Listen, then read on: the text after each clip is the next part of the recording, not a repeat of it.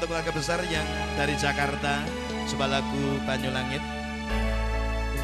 Spesial untuk kenangan kita berdua, semoga menjadi keluarga yang sakinah, mawaddah warahmah. Amin.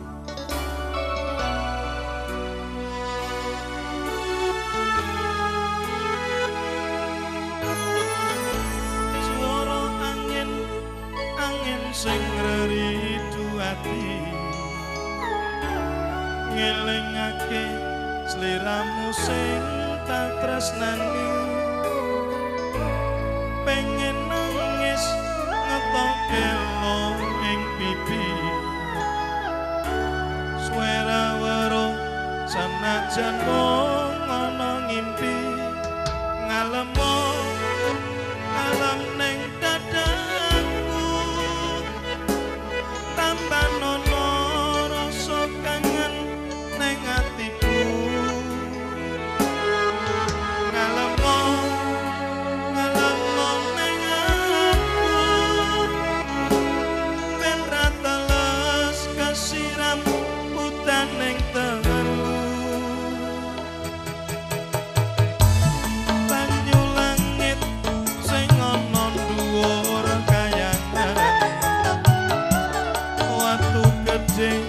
Kalingan metune udan,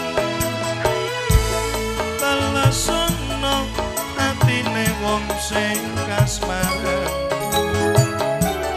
janji setya seprene tansah kelingan, ademe gunung Merapi Poropo,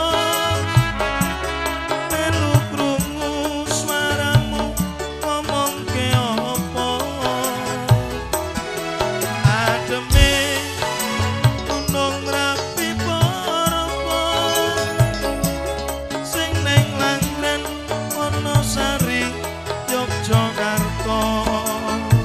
Ateng Laras Campur Sari, Tirta Nada Sound System, sing iris-iris buncis ibu-ibu yang di belakang, selamat mendengarkan.